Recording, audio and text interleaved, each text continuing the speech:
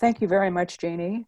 So what we're going to try to do very quickly is describe our study, which looked outside of California to see what we could learn from some other places, talk briefly about the California context, and then provide much more concrete examples from 3 other states, Massachusetts, New Jersey, and Florida, and then conclude with recommendations. So next, now as we turn to what did we do in this study? We looked at important background documents, legislation, state and local websites. We looked at lots of different research studies to understand more about other states and what they were doing. And we also used a series of nominations from policymakers and educators in California and elsewhere to identify who would be good people for us to learn from. So we talked with state and local officials, we talked with a number of researchers, advocates, and other community stakeholders. And as we collected information and tried to digest it, then we concluded with some analysis meetings to try to be able to synthesize what we learned. So some of this information is familiar to many of you, and some of my colleagues earlier during this webinar have referenced some of the same exact points about where California stands relative to other states in the country. The fact that nearly 2/3 of districts were identified for failing to meet some state standards on the basis of the poor performance of their students with disabilities is unfortunately not a surprise. The fact that the inclusion rate for students with disabilities is considerably lower than the national average is also unfortunately not a surprise. And here are a couple of other indicators that can give us a little bit more urgency in thinking about why we care so much about learning what we can do.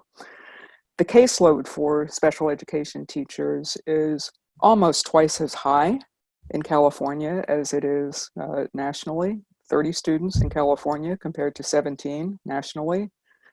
And a majority of first-year special education teachers did not even have full credentials. One other indicator of sorts is that the teachers in California are, particularly the special education teachers and the general education teachers, are not convinced that they have the resources to be able to tackle some of these problems.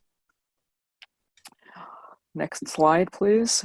So one of the places that we learned something from was the state of Massachusetts, which has developed a number of tools based on data that are already routinely collected by the state and federal government agencies about different aspects of school operations.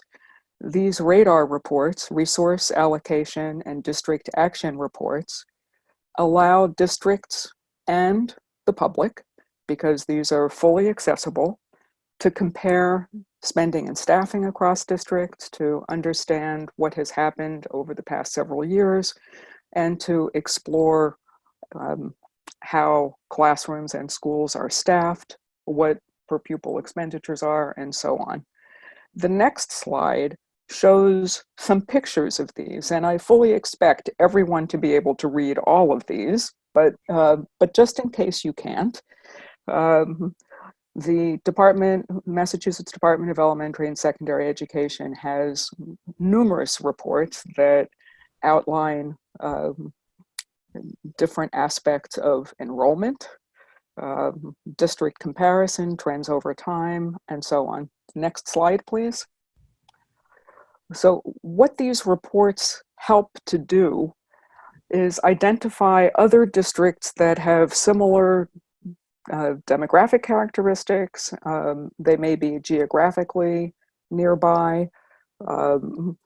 They may be districts that one would like to learn from, but these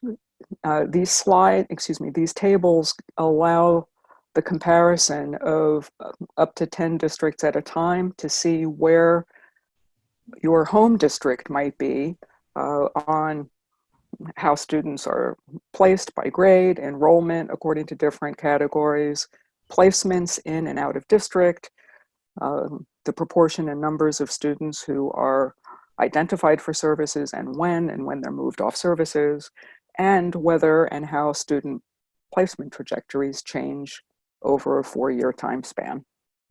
Now I'm going to turn it over to Dan.